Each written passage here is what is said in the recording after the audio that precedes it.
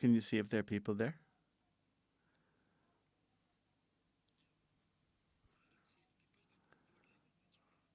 Okay. So I'll just start. If you can put me to share the screen, I'd like to do that.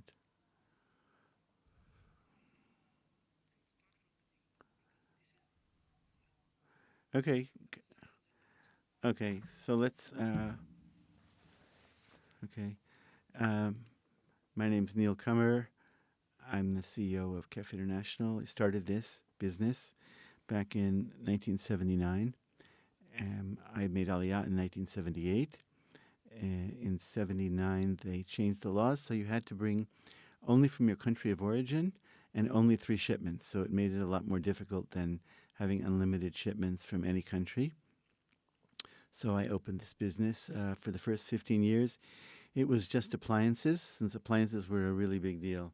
American appliances cost and still cost almost 3 times as much. In some cases, the taxes were over 200% for refrigerators. And after 15 years, they brought the taxes down to nothing, basically, down to 18%. So now 17, now 18. And so then we pivoted into shipping, relocations, and at the same time, we also were doing some real estate. It was called at the time Lincoln Realty because I was on Lincoln Street in Jerusalem. And so in this presentation, we're going to go through everything you need to know about Aliya Shipping, from the technical side of things to the more nuanced ideas about what's worth bringing and how you're going to fit it in your house, and different ways of paying for it, and insurance, customs clearing, what to expect at pickup, what to expect at delivery, all the different details. We already have a few of these podcasts, webinars on our website, but this is the last one we've done for a while. So we're just going to start right in. If Manjit will show me the text, then I will begin presenting it. Okay, so maybe I can use the mouse also. Yeah. So the first challenge. Let me just actually show by way of introduction what these bright colored boxes are, and they're actually called boxes in colloquially. These are all 40-foot containers, and they're the larger of the shipping containers. There's also 20-foot containers, which are half that size, and there are 40-foot high cube containers, which are 10% higher. So the overall volume is 2,200 cubic feet instead of 2,000, although the measure is imprecise because actually, if you were to pour water into one of these things, it would hold something like 2,500 cubic feet. But it's assumed that when you pack things and you load them, that's gonna take up a lot of the space. So we usually assume that a 40-foot container like this takes up or can hold 2,000 cubic feet, and a smaller one 1,000 cubic feet. We'll go later into what that means in terms of actual furniture and household goods. The first challenge is in finding a shipper is finding one that is accustomed to giving solid support and service from beginning to end. Another thing to look out for is if the same person or a small set of people, like 1 or 2 people, are going to be accompanying you through the whole process. So you're familiar with and you have good communication, hopefully, with the same person all the way through, from the choosing and deciding what you're going to ship to getting it into your house in Israel, or if you're shipping out of Israel to wherever you're shipping to. Clear, complete quotes. Complete quotes. That means that everything is presented in such a way that you know what to expect. You also know what's unexpected, what's possible but unexpected. Okay. Also, you want to be able to find a shipper that's going to give you timely updates and accurate information as much as possible. Okay. So the first stage is education.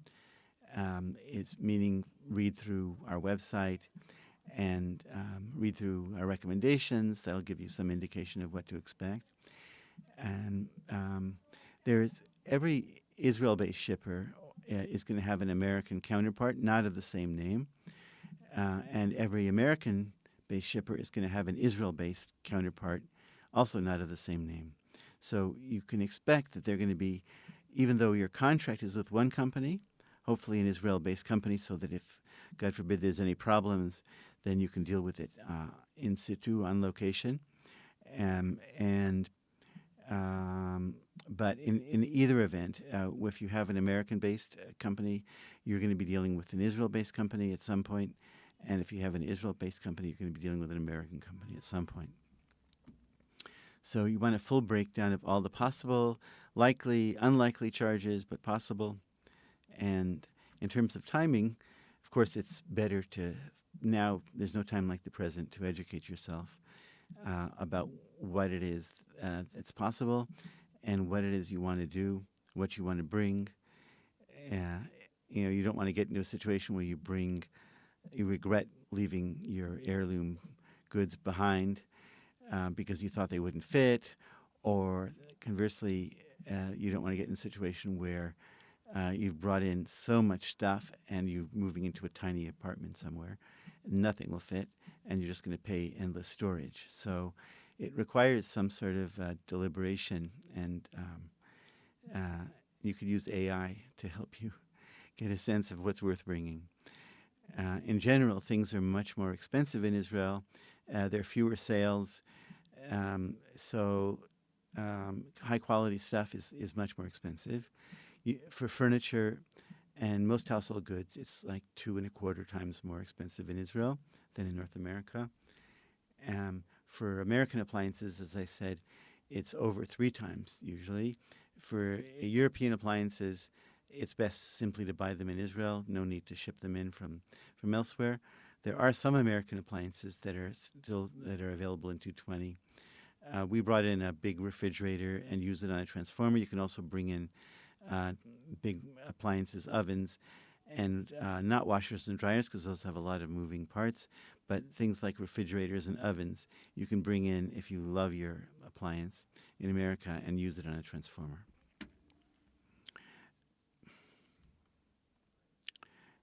Okay, taxes.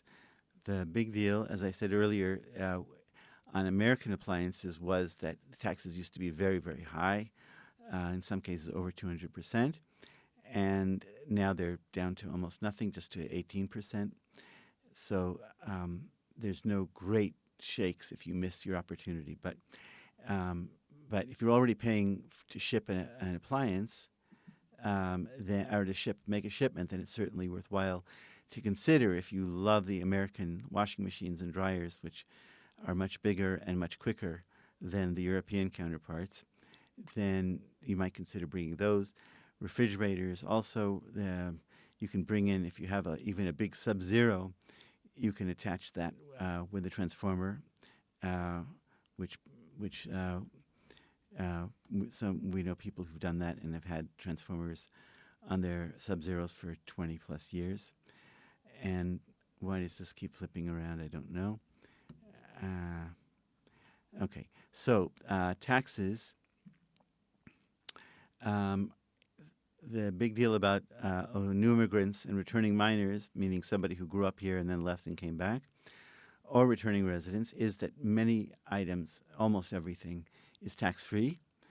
And that includes pretty much everything you can imagine except for building supplies and more than one of a certain appliance, or more than 3 TV or computers.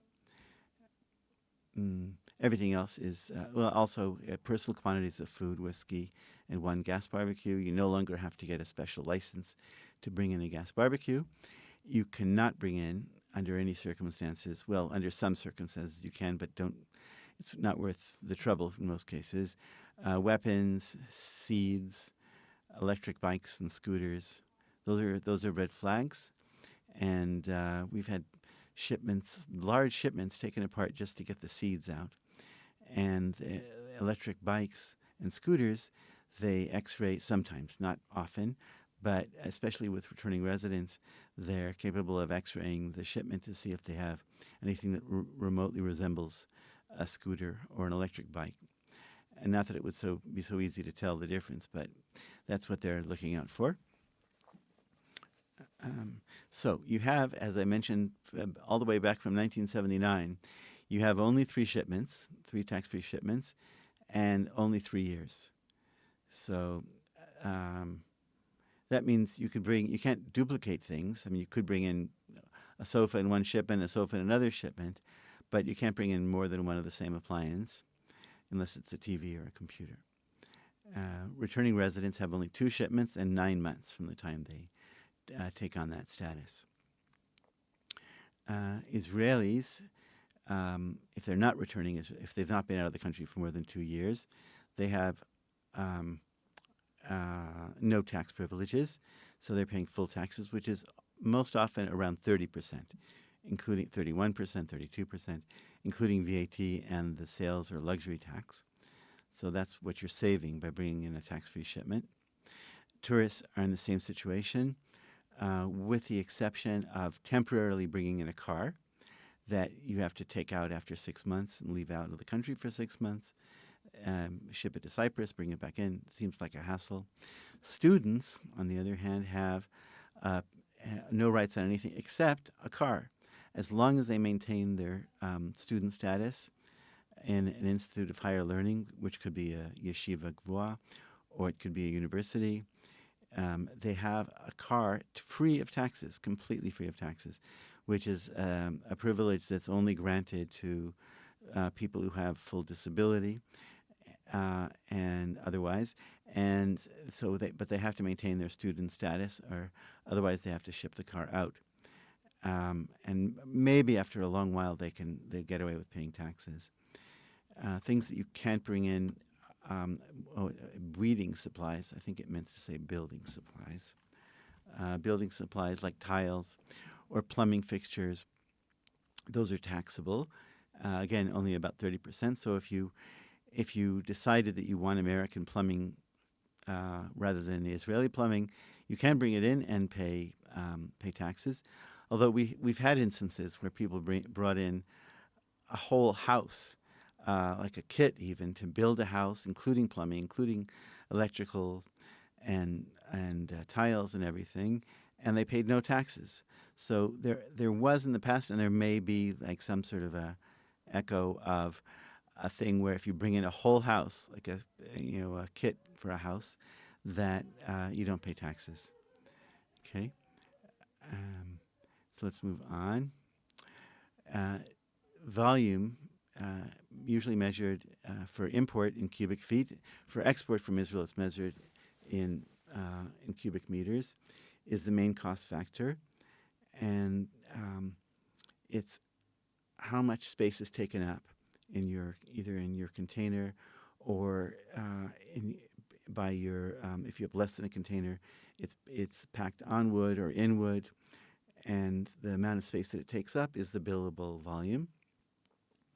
Oftentimes, contracts are based on an estimated volume and a minimum billable volume, above which the rate is much lower than what it would be pro rata if you divided the total volume into the total price. So it's again, it's a minimum billable volume along with a minimal additional volume. Additional cost per volume. But it's not insignificant. It's just not nearly as much as the pro rata price would be. So all over North America, except for the Midwest, where the significant factor is weight. Everywhere else, it's cubic feet, and there is a little weight factor that goes into the price, just in terms of port fees above 1,000, 2,200 pounds. It's one rate, and then to the above 4,400 pounds is another weight, but it's not significant in the total picture. The way pricing works is there. The more you ship, the cheaper it becomes. So if you ship double the amount, if you let's say, just for um, sake of estimate, let's say you're paying $8,000 for a 20-foot container holding 1,000 cubic feet, and then you decide to ship twice as much. It's not going to cost 8,000. It's going to cost, or it's not going to cost 16. It's going to cost 12,000. So it's not double the price. It's only 50% more. You can also, it may be that even if you're shipping a container load, it may be you're not going to fill the container, and it may be that your contract will be for a billable volume within the container. So though you won't be paying more for the container itself, you will be paying more for the packed volume. So it may be that your contract has a minimum billable volume in a 40-foot container of 1,500 cubic feet. And if you go up to 1,700, again, you'll pay some incremental additional cost. Yeah. So let's go on to the next one. Types of shipments. So there are two main types of shipments. One is a full container. It's not necessarily full, but it's called a full container because you have access to the whole container. Now, sometimes the movers show up and they say, yeah, it's all your container. You can fill it up. But if your contract says that you're really only paying for 1,500 cubic feet, then if you fill it up, you'll be paying for an additional 500 cubic feet of packing and loading and unloading, which could work out to be, could be $5 a cubic foot. It could be more. So it's not nothing, but it's again, incrementally, it's much less than you've paid up until then for the first 1,500 cubic feet. The advantages of a container are that it's sealed. It's usually space permitting. Like if you're not living on the top of a mountain in Vermont and you're not living in Manhattan where a container can't get close enough, if it's a relatively normal, accessible home, then the container is loaded and sealed at your home and with a lock, and it's not opened unless there's a customs inspection, which is quite unusual. It's not opened until it gets to your home destination, if you're going to Israel, if you're going to North America, wherever. So that's added security. So the chance of something being lost is almost nil, unless, as sometimes has happened, people had their shipments unloaded on a sidewalk and had multiple destinations, so things could get lost in a situation like that. But generally, it's far more secure. So once it's packed and loaded and sealed, then it goes directly within usually the same day to the port. Sometimes it doesn't get onto a ship right away. It could take up to a week or more, depending on the sailing, to get onto a ship. But it's not going to be open and loaded with other people's goods. And that's something also to be wary of. There are some shippers, not to say bad things about competitors, but there are some shippers who, without asking permission and without worrying about concerning themselves with the law, we know that because we actually did clearing and delivery for them. They said, "Oh, just deliver this stuff to this parking lot, and then deliver it to the main customer." So you have to be wary of that. So if you know your shipment is sealed and locked, and there's no inspection, then there's no reason for a container to be arrive unsealed.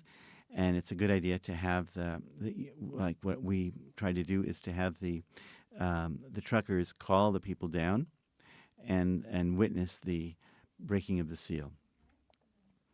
Again, a full container is not necessarily full, and you're paying for a certain volume. It could be like for smaller containers. Let's say for a 20-foot container, it's often the case that the container is just a flat fee, and it includes as much as you can fill it with. Although even sometimes, if some people are shipping considerably less than a full container but still want to ship in an exclusive container, so those people, it's not going to be, they'll have a flat rate oftentimes, or they can have pay for, again, a minimum billable volume. So that's one way of shipping. The other way of shipping is called an LCL, less than a container load. And that means in the same way that people come to your house and pack stuff up, and then in this case, instead of packing it and loading it onto a container or into a crate at your home, it's brought back to our warehouse, our agent's warehouse, and then it's either crated or in most cases it's palletized. In the Midwest and the West Coast, it's oftentimes crated into a big crate, which does waste more space, but it's more secure as well. And on the East Coast, and in including the Florida, it's oftentimes palletized, meaning it's um, it's bound with those metal straps to a wooden platform and loaded high as it can be, and shipped like that. So you can have, say, 8 of those, or even more, depending on the size of the pallet, loaded into a big container. So the reason why that's going to possibly take, and usually takes more time, is because that has to be combined with several other shipments into the same container.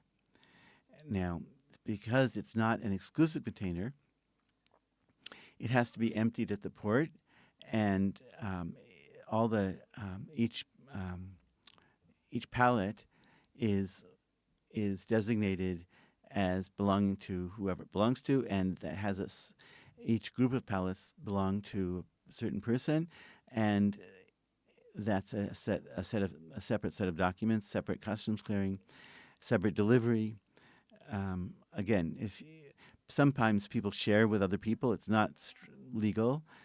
People do it. It has risks of its own. We have a whole page devoted to that on our website.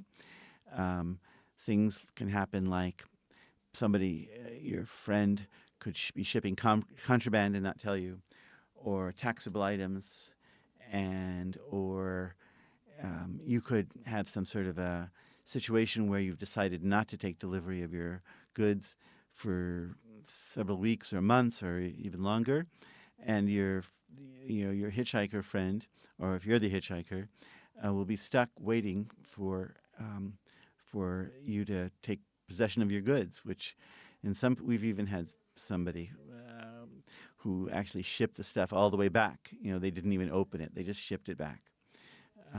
One guy was trying to bring in his dogs, and he got so frustrated with how difficult it was to bring in 3 dogs that he just said, "Send it back." And another woman came single, and by the time the shipment arrived here, she had found her beshert, her match or mate, back in America, and she said, "Ship it back. I'm living in America." So it's a tricky thing to share with someone, or to ask to share with someone. And also there's issues about pricing, like how do you decide the price? Is it prorated? Is it proportional? Does it include all the one-time fees or part of the one-time fees? So it's a tricky thing. People do it, but it's tricky, and it's not legal. Okay, so let's go back into the full container. Again, full containers are most often used for much larger shipments, although from time to time people will say, "I have my stuff. I do not want it mixed with anybody else's stuff. I want an exclusive container, even if it adds some thousands of dollars to my price. And I want it to come quickly. I want it to be predictable when it's going to come, more or less." And that's that. So even if it's going to be 90% empty, that's what I want, because I don't want it mixed with anybody else's stuff. If you do ship a full or close to a full, or even anything larger than a 20-foot container, let's say even anything larger than 700 cubic feet, then it's going to be cheaper per cubic foot to ship an exclusive container. When it gets here, and it comes quite a bit quicker, because there's no mixing it with other people's stuff and waiting for other people to fill the container. So it comes quite a bit quicker. And then when it hits Israel, it only has 2 to 4 days, depending on which port it comes into, of free storage. So oftentimes you can expect a good few days of storage charges, which are usually somewhere in the range of $30 to $50 a day. Um, and then it's brought to your house, um, unless um, unless you decide to store it, in which case you could store it in the container, but that would be very expensive because there's rental that you would pay on the container. Or you could have it transferred to a storage container, which is quite reasonable. Um, but again, some people say, like, I don't want my stuff moved around at all. And so I'm going to pay for this, like, and it's going on a ascending price. I'm going to pay more and more each day to have it stored individually, but that's too bad. That's what I want to do because they don't want their goods inspected or gone through by anybody else. When you have a larger space, it's easier to pack it efficiently because you can play around with the space. You can move this over that and this over, and you can get it tightly packed. And we've had people who've one customer passed away recently who made the guys repack his container over and over because he had a clear idea of exactly how things should go. That's not really going to happen anymore. It was a one-time thing. It's never going to happen again. But it's just to say that it can be packed more efficiently.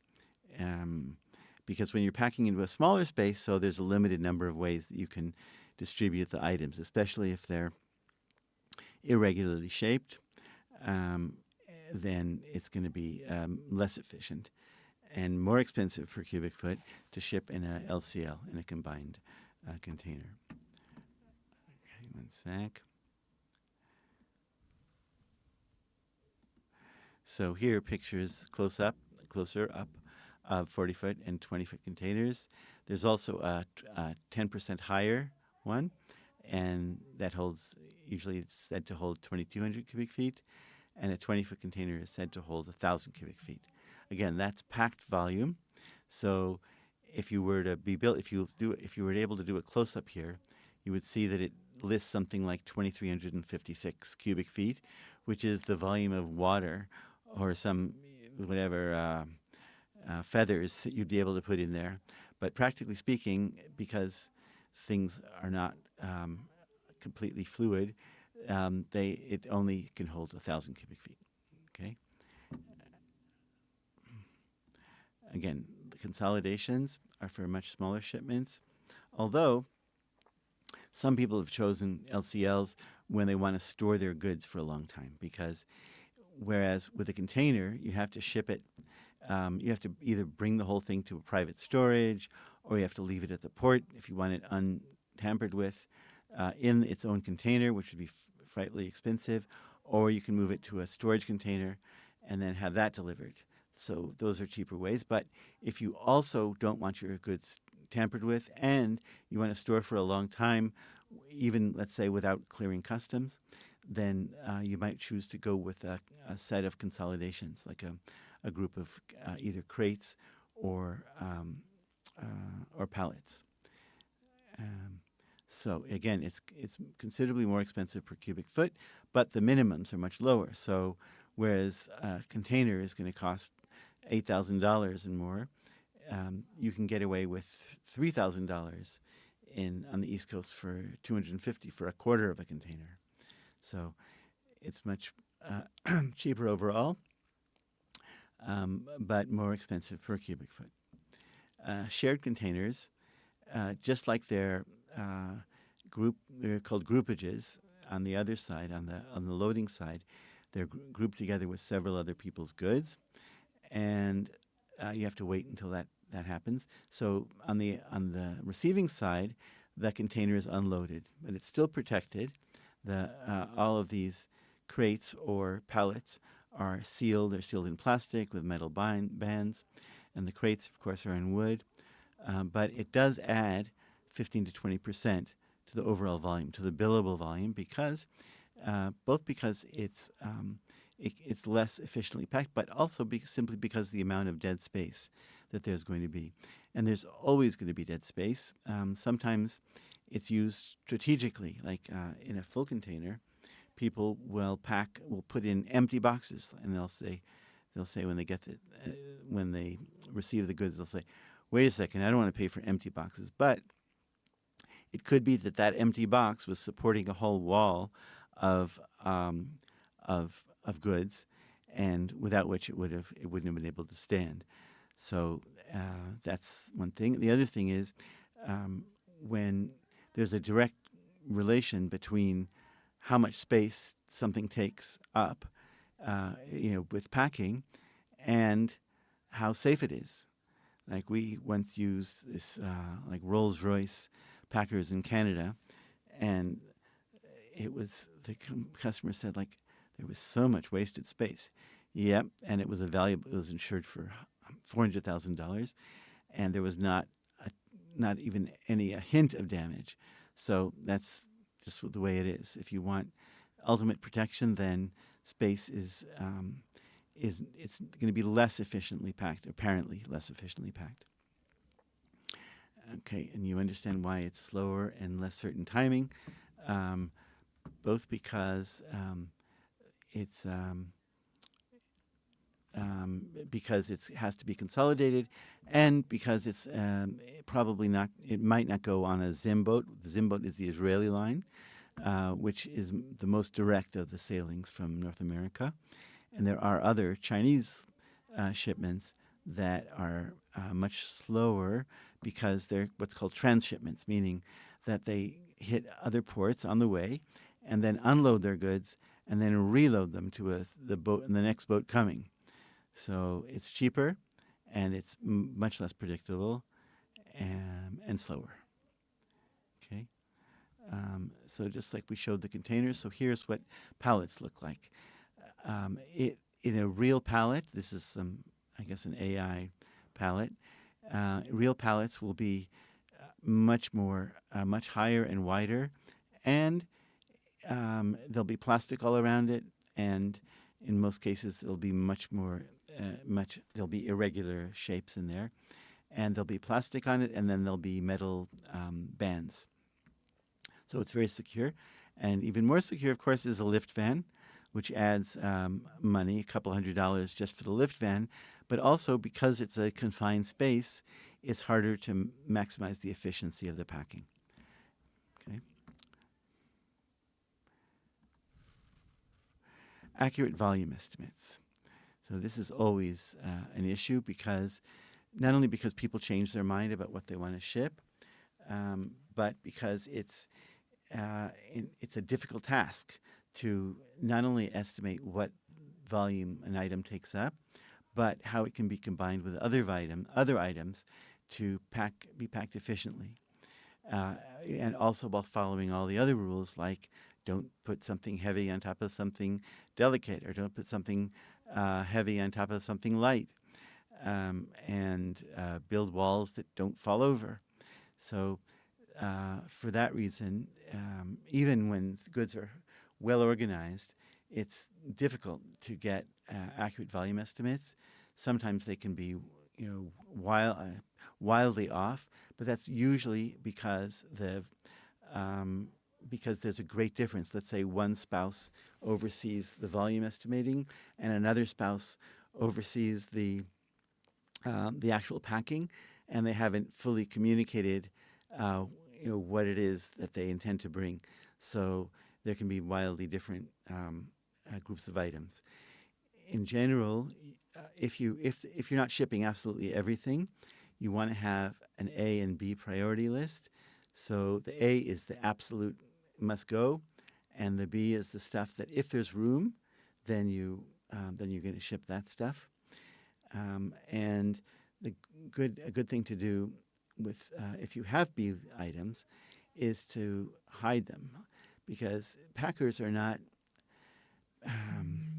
they're not brain surgeons, and I mean, not to degrade the professionalism, but if they see something it's like a seafood diet.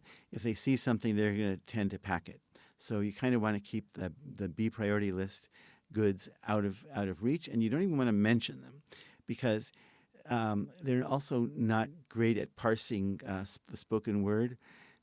Um, so if you say, "Oh, I hope I can fit my whatever," and then they won't hear the introduction, or they'll say, "Oh, we'll fit it," and they'll run over to that secondary item and put it right in right away, and then you may end up having no room for your A list because you just happen to mention things on the B list.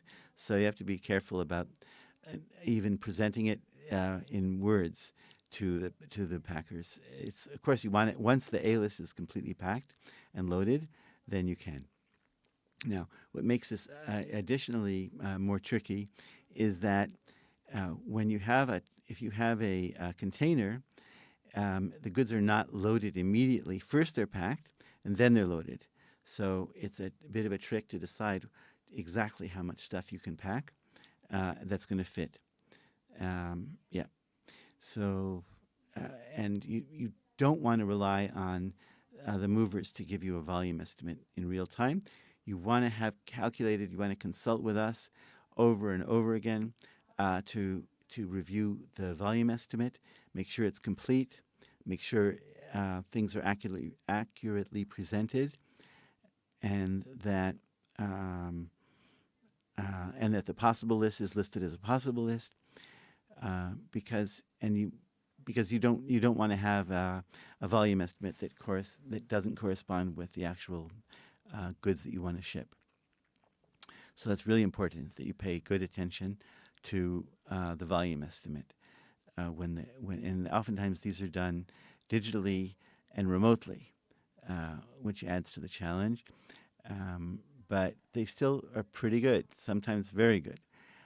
Things you can do to effectuate the best, the most accuracy is if your goods are organized. If you have a pile or a shelf of stuff that's mixed, things that you want to take and things you want to leave, not only is that going to delay the packing, but it's going to completely confuse the estimator because he's not going to be able to say, whoa, just like, oh, this fraction of this part of the wall unit and this part is not going and this part is going. So organized goods are worthwhile and important at every stage, especially before the volume estimators come or see your goods. And you want to review the volume estimate carefully to make sure that he's gotten everything. Something that was out on the porch that you forgot to mention, so mention it later even. And not to make decisions at the last minute. If the movers, as happens sometimes, we did an export for somebody recently who was doing, she was just packing up the equivalent of half of a desk. But that half of a desk included papers for her whole life. And she was in America, and she agreed to pay something extra to have the packers review everything with her. But it went a little bit nuts, and she ended up spending 8 hours of time with 2 packers to review everything. And that, of course, added cost. And that's an uncommon thing. But in any case, you do not want to have last-minute sorting, and you do not want the B list, the secondary list, to be visible or even mentioned until the A list is taken care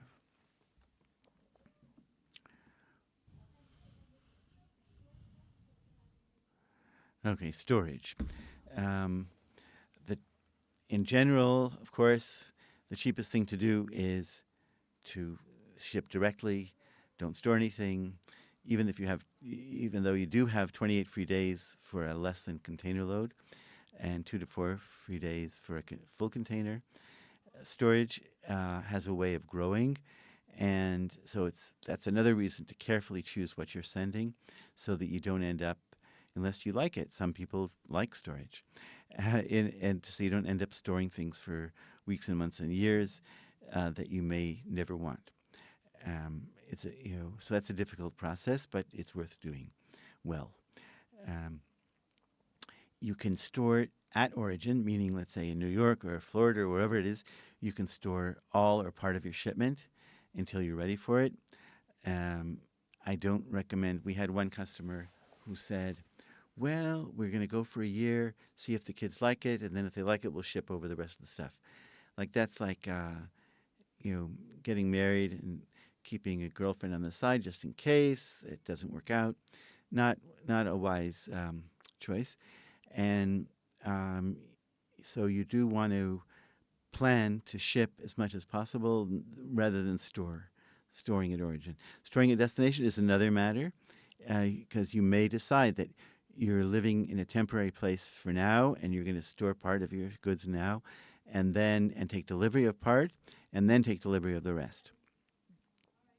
In general, when you take delivery of something, that's the end of your marine insurance coverage, except if you put your goods into a monitored access storage. That means that you can't go in and at your leisure, at your will, take stuff out and without anybody monitoring it, because then they'll never know if the stuff arrived and just you took it away.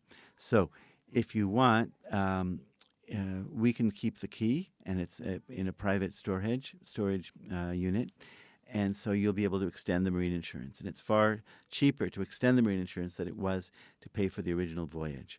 So you can do that. You can do that for, there's no limit to the amount of time. It has to be approved storage.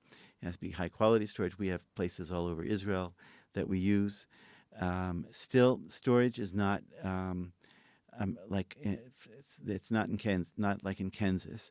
There are storage units which are still high quality and waterproof and all that stuff, without proper lighting, and that's the main issue. It's not a big deal. I won't go into all the problems that are possible in storage, but in general, storage is excellent and trustworthy, and you can extend the marine insurance if you don't have access to it. So, talking about marine insurance covers you, and you're required to insure goods for their replacement value at destination. Recall that goods cost usually 2.25 times more, like for big goods, in Israel than they do in North America. So that's what you're insuring for. We have a list. We have a list of suggested multiples. If you want to go to the trouble of listing everything and insuring it for a replacement value that you come up with, the next slide is going to show that there's another way of doing it, which is far less labor intensive and far more secure, and actually costs less per dollar. It's called lump sum. All risk is what you want, meaning that it insures for damage and loss, not just for damage, not just for loss and theft. And it does require professional packing. And there's a way of even if you pack some goods yourself, you can leave the box open and let the packers repack goods so that it's considered professionally packed, what's called CP, carrier packed, as opposed to PBO, packed by owner. So that's what you want in order to insure your goods for all risk. Otherwise, if you pack your own goods and just declare what's in them, you can insure only up to $300 and only for loss, not for damage. Okay, some of our colleagues offer, as do we, total loss, but the difference being that we recommend against it. We recommend using the money to make a list, even if it's a little bit of work, because total loss is like a lottery, all or nothing. So if half of your shipment arrives, then you get nothing. If your shipment is dumped into the ocean and not recovered, as has happened from time to time, then you get total. You've hit the jackpot, and you get the total amount. The minimum insurable value is $12 a pound. So it gives you a significant amount of coverage, but it's not the best use of your money.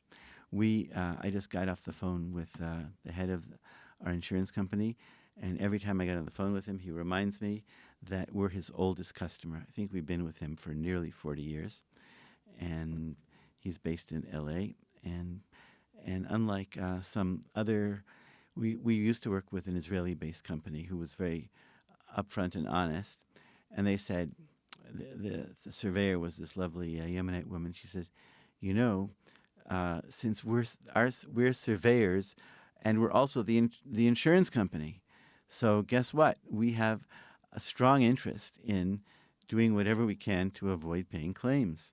So you want to avoid that. You want to avoid a company that where they're going to be sending out their own surveyors for damage. Okay. Now, the better alternative to making a list, a comprehensive list of what's in your shipment, and breaking your head to estimate the replacement values, is what's called lump sum. It values the shipment at a minimum of $12 per pound. You can insure it for more than that. If you have a lot of goods that are close to $3,000, it insures every item in the shipment for up to $3,000, except for two sets of goods, either self-packed goods. Remember that if you're not going to have your goods inspected and or repacked as necessary by the packers, you can only insure it up to $300 and only for loss. So, so this kind of insurance insures you for up to $3,000 per item, and you only have to list any self-packed boxes and any goods that are over $3,000. So if you have something that in America costs $2,500 and its replacement value is $5,000 in Israel, so then that's over $3,000, so you pay a separate premium on that. And in the case of the exceptional items, like I don't know, we shipped over a $200,000, Steinway. So not only is that going to be above $3,000, but it's going to require a separate policy, and it's going to probably have a different deductible. Like it's going to, instead of being $150 or $500, it's probably going to be 3% or 5%. So, but getting back to normal things, our lump sum, it covers everything up to $3,000, and without your listing it. Now, there are some other companies that do offer lump sum at a lower ceiling, which means that everything above $1,500, you're going to have to declare, evaluate, and pay an extra premium on. So that's not it. It's the opposite of a bargain. Okay. Okay. And the alternative again is a comprehensive valued inventory, which means that you're listing everything in the shipment, and you're estimating replacement values for everything. Now, it's not as onerous as it seems because you can group items of similar or equal value. So if you have 50 books and they're all worth $15 each, so you can insure them as a group, and everything will be insured for. But if you have many different kinds of books and some are worth $1,000 and some are worth $15, then you can't group those together. Okay. But you can, yeah. So that's much more work, and it's also the premium, the rate is higher by, I guess, 33% from below, 25% from above. So other companies that may ship may offer cheaper prices, and we're always happy to compare for you to decipher ambiguous or unclear quotes. So some things are just too good to be true. One of the main things that's done by certain people, certain shipping companies, is shipping everything, whether it should have its own container or whether not, they'll ship it together in a 40-foot high container, like the largest possible container, and it will get mixed in with other people's stuff, and the rate of loss and damages goes relative to an exclusive container or to an LCL that's palletized or crated, it goes sky high, both loss and damage. So if something's very much cheaper than the market, there's probably a good reason for it, and it's not something that you want to go for. They also would ship even smaller shipments, and like a 700 plus cubic feet should go into its own container. And they're putting it into a consolidation. And they're putting it into a consolidation without crating or palletizing it, which again means that the chances for damage or loss are much higher. Okay. The other thing that I consider to be a sign of a problem is if somebody offers total loss insurance as if it's a sensible option, a serious option, because it isn't. It's just um, tossing your money away. I don't think I've ever seen a total loss shipment insurance paid, so it's not a reasonable option. You could take that money and make a list, even an easy list, rather than going into excruciating detail. You could make a partial list, and as long as as long as you're insuring it for like $1, paying like a premium of $1 per cubic foot, then you're going to be okay, and you'll be able to get reasonable insurance for things, even if they're going to be less highly insured than they will be for lump sum. Okay. This is something we actually we're doing. We have a video person working with us now, and she actually showed me a video of somebody throwing a piano. I don't know if it was a stunt or what, but this is the amazingly inexpensive shippers. What to bring, what to buy, what to ship, what to leave behind, what to buy in Israel. The main thing is to bring things or buy things that you really love, whether it's furniture or artwork or goods or that your grandmother gave you, or kitchenware that you really like, because the chance of you finding similar stuff or stuff at an equal level, unless it's like IKEA, it's called in America, is not good. So you bring stuff that you really like and that you want to have, and of course that you can fit somewhere. In general, everything can be fit into an Israeli apartment, even though there might be less free space around it. But let's say you're bringing American appliances, so you're going to want to have an appliance wall rather than pre-fixed spaces for European appliances, which won't fit American appliances. You can bring appliances that you already have and love and use a transformer, some of them. You can do it with an oven. There's a way of adapting the gas and the electricity, sometimes not completely, but mostly. You can bring in a refrigerator. We have a refrigerator, again, that we've had for 20 years on a transformer, and it works, it works just fine. And these days, also parts. It's not like in the old days where if something didn't have parts available in Israel, you wouldn't want to bring it. Nowadays, because of DHL and the post office and the internet, you can find parts for just about anything, including in Israel, to some extent. Yeah. So a Vitamix also is a fancy blender that could be used with a transformer. A KitchenAid also with a transformer. The speed might be affected. If something is 50, 60 hertz, then the speed will not be affected. If it's just 60 hertz, that's the frequency of the electricity, then it will work slower. But for a machine that has such enormous power, that won't make a difference. Our KitchenAid is working on a transformer. Not terribly convenient, because we have to schlep it upstairs, but to the kitchen, but it's doable.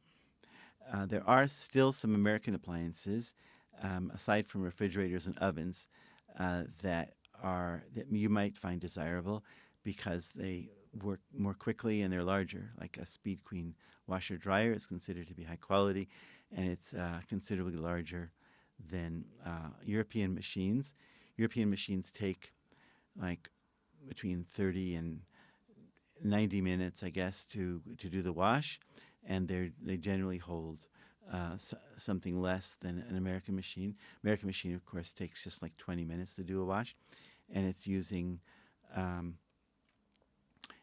mostly friction and hot water, but and even cold water. But the European machines are all about hot water and friction, so the clothes might not last as long. And you have to be careful about things like elastic in hot water. Okay, So furniture, again, is generally better quality in America, and and for much higher quality, it's going to be much more expensive here. Kitchenware is not dramatically more expensive; it's like 1.5 times the price. Um, yeah, that's it. European appliances, we recommend buying them in Israel. If you want top of the line European appliances, you can now bring them tax free from as an Oleh, as a new immigrant from Europe, and we do that as well. Um, Vehicles is kind of a hot topic because there are people who say like, don't bother, it's a big trouble. It is a big trouble. It's especially with a personal, what's called a personal import vehicle, because the insurance companies consider that the parts are harder to find. They're actually not, but that's what the insurance companies think. We have a personal import vehicle, and my son was driving it, and some truck ran into it, and the guy who owned the truck said, "Oh, well, don't worry about the insurance. We'll get all the parts." And he just, like, within a matter of a week and a half, he had found parts for this personal import vehicle and it was great. So it's an insurance issue rather than a real issue. Um, yeah, it can be that you'll save money. You have to do the math because there's the shipping, which can cost upwards of $6,000, including all the procedure on both sides. Because there's a lot of procedures. There's the shipping, of course. There's the licensing. There's the export clearing, the import clearing. There's inspections, and there's sometimes safety changes. And it can be a drawn out process, but it's doable. We've had people who, one guy, see if I can remember the story. He was given a car by his father, so he absolutely wanted it. And when the car came in, they had changed the law so that you couldn't bring a car from tax-free from a country other than your own that was made in a country. So, and he just left it in storage for a few years, and then they changed the law back to where it was, and he cleared it and delivered it. That's not something that you want to go through. For most people don't. But there are some things, especially vans, that are not available in Israel, and you want like a Honda van or a Toyota van that's not sold here. The advantage comes when you bring in a used car, because cars depreciate quickly in America, and that's what they're using to begin with as the base of the taxes. Eventually, they don't. Eventually, they're going to be using what's called a Levy Yitzchak, which is like a blue book, but in Israel. So, but still, used cars depreciate quickly. So instead of paying, as you can see below, 80% tax on $20,000, it may be once it's a few years old, you can bring it. You'll pay it on $10,000. So that's worth considering. And there's no. You can bring in also really old cars, older than 30 years, and that's called a collector's car. But there's limits as to when you can drive it. So an Oleh pays about 80% tax, and that's including the VAT and the sales tax and all that, as opposed to a regular citizen paying over 120%. A returning resident just pays the same taxes as an Israeli, but they have the advantage of being able to bring in a depreciated car up to 4 years old, whereas a regular citizen can only bring a car up to 2 years old. Okay, that's vehicles. Packing. So usually there are only two options. There used to be something called partial pack, where we would pack only the delicates and the furniture. Pretty much that's been abandoned, so it's either all or nothing. No packing is an issue because of the business about not being able to insure it for all risk unless everything is inspected and repacked as necessary, which means it's going to be packing anyways. Full packing includes that service already. So if full packing means they're packing everything, but you've already packed some of the goods that you're shipping. So if you leave them open, then our packers can inspect them, repack as necessary, and it'll be fully insured for all risk. Okay, so that's that. I regret not being able to see anybody or to see feedback. Manjit, are you able to see comments? No. Okay. Again, just to review some of the other stuff, FCL is full container load, not necessarily full, but it is exclusive, and it's direct from your home to the port, and from your port, from the ship port, receiving port to your home. Quicker and more predictable, especially if you're using Zim. The less than container load are consolidated with other people's goods. Hopefully, your goods are either crated or palletized, and you get 28 days of free storage. And you can, and also it's not expensive to leave it longer than that. But it is slower and less predictable, both because it has to be combined with other people's goods, and because it tends to go on non-direct voyages, what's called transshipments that drop in one country and then pick up from with another boat. So, okay, that's that. Customs clearing. We do that. We, from the very beginning, we get copies of the documents that you have available, like an American passport. And then on this side, once you get once you get your identity papers here, we use those for clearing. And in almost every case, it's without your having to go to customs. Once in a while, if there's some bizarre thing going on, like you brought in some high-end art and they dispute the values that you used for it. But in general, for Olim, people who are not paying taxes, there are very few inspections. Unless they also, if they suspect that there's a motorized bike or scooter, that's a red flag. Yeah. Or if you list on your clearing list that you brought in 20 boxes of Cheetos or something, some kind of food, so that's also going to be a red flag. Like you could bring in a small amount, a personal amount of whatever your favorite foods are, and whiskeys.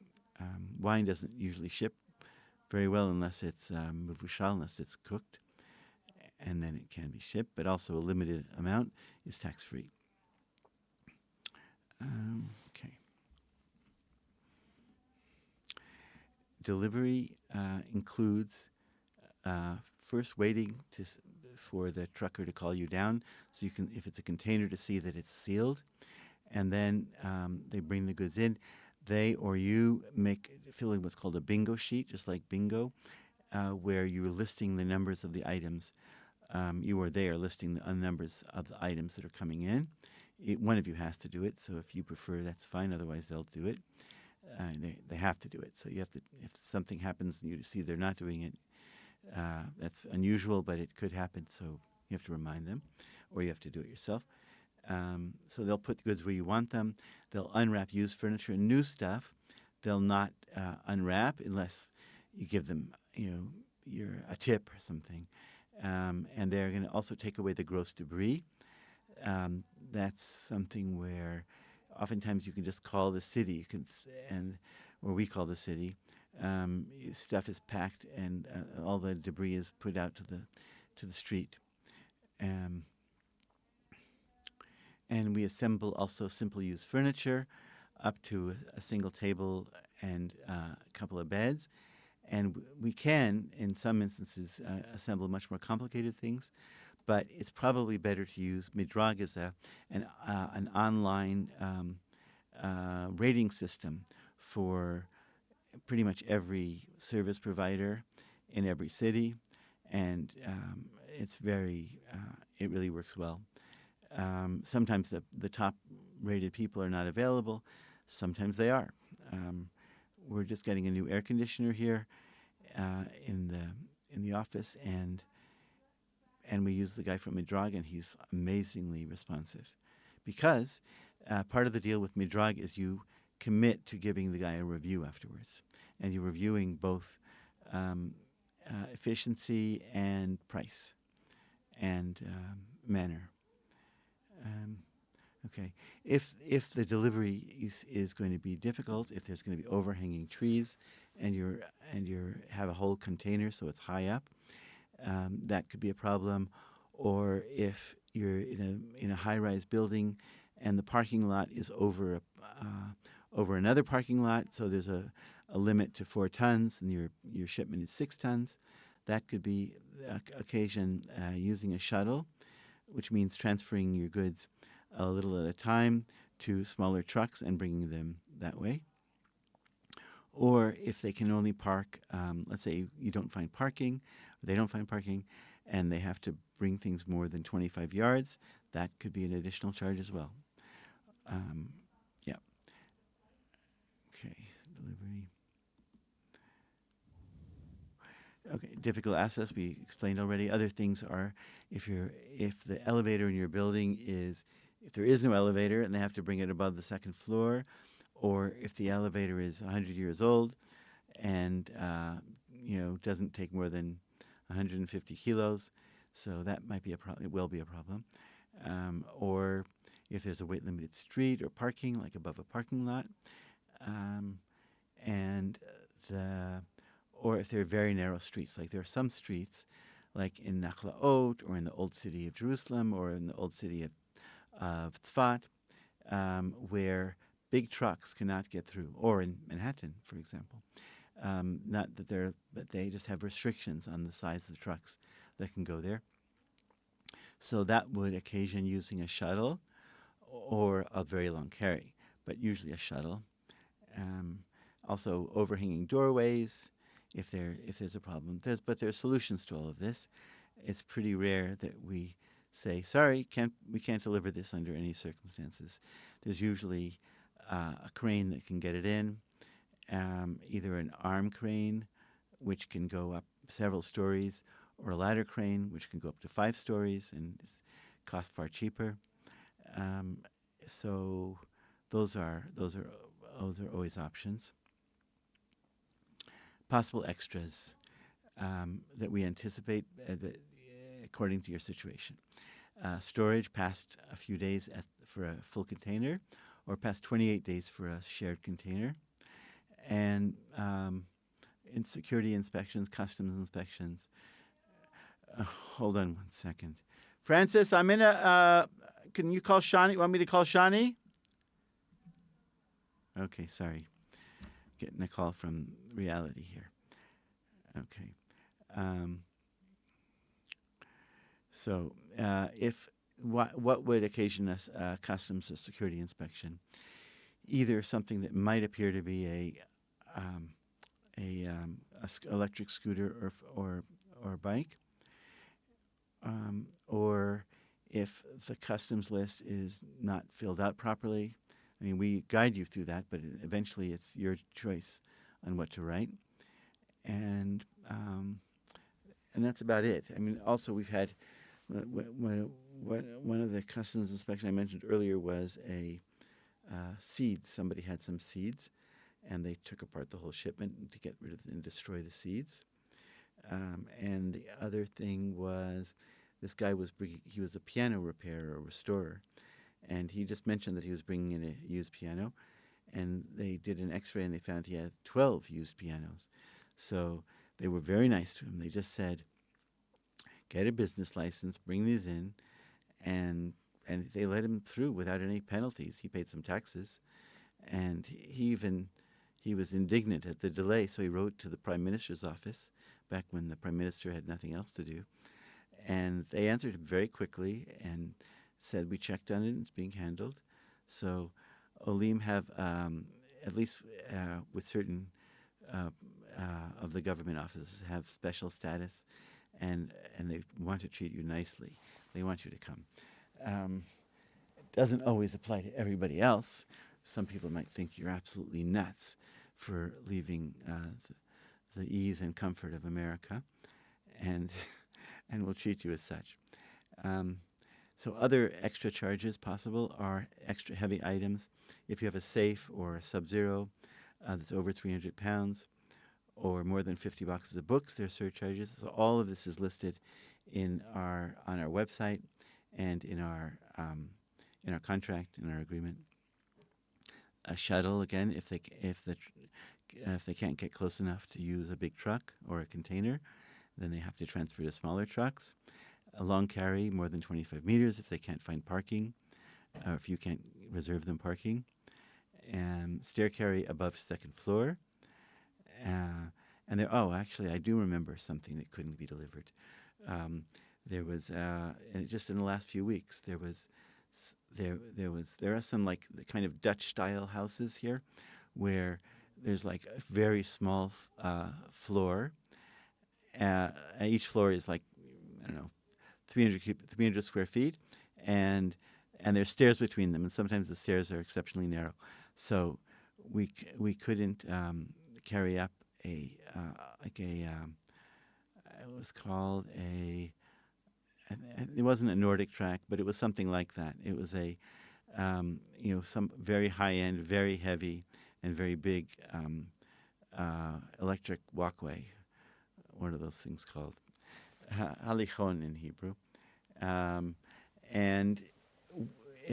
our normal crews couldn't get it up, and we brought in a piano crew that is accustomed to carrying 450-pound pianos, and they couldn't do it. So he ended up leaving it in his living room and getting his exercise there.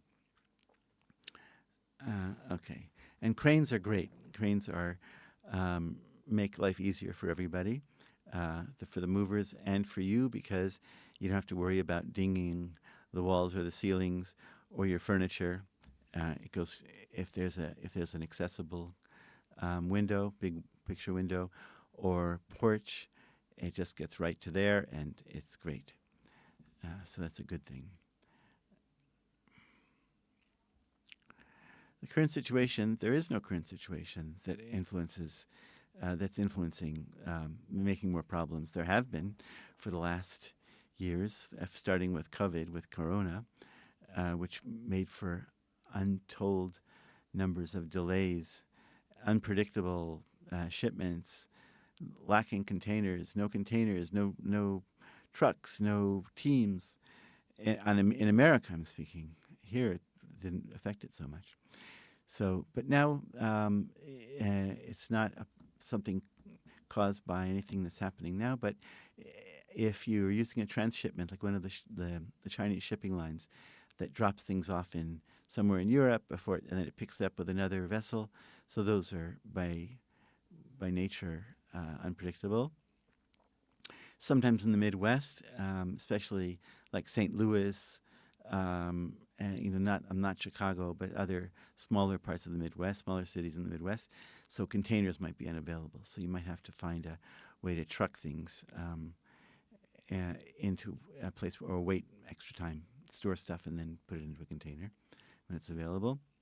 Again, storage is always a possibility.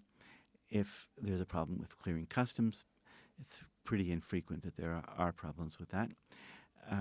There are things called bunker surcharge and green fuel surcharge, which we include in our price. Some companies list it as a separate thing, as if it's optional. Our policy is, if it's not optional, we include it in the price. If it's possible, then we'll list it as possible. But if it's certain, why would we want to, unless we were trying to deceive our customers to believing that our prices were lower, and this is just stuff that's not optional, but extra. So general rate increases happen from time to time, and that would appear, unless we know about it in advance, would appear as a separate charge.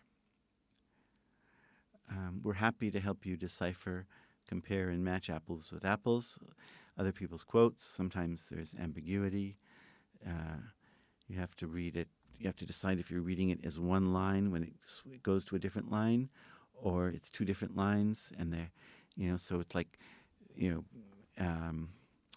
deciphering the syntax so that to your advantage, and then you have to ask questions to make sure that what they mean.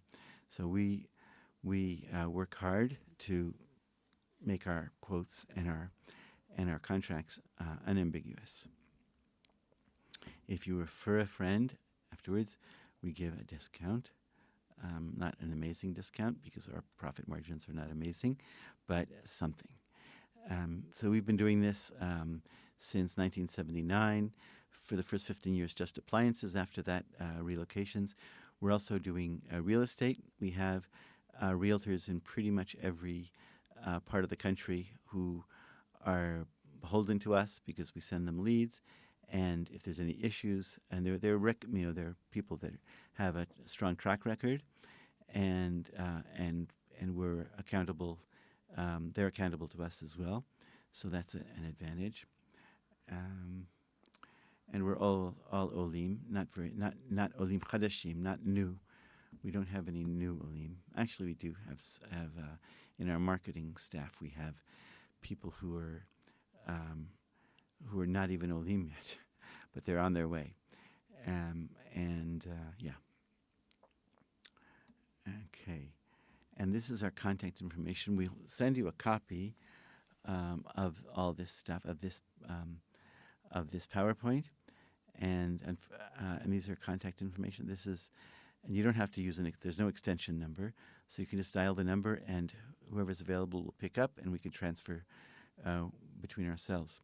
Sorry, I wasn't able to see. Maybe if Manjit, our Indian editor, is still online, he can tell me if there are and where I can find. We're using a new platform. This is the first time we've used YouTube as a platform. So usually I'm able to see comments, but if anybody does have any comments or questions, so please do send them to us, and we'll answer them as quickly as we can. Okay, thanks very much, and all the best.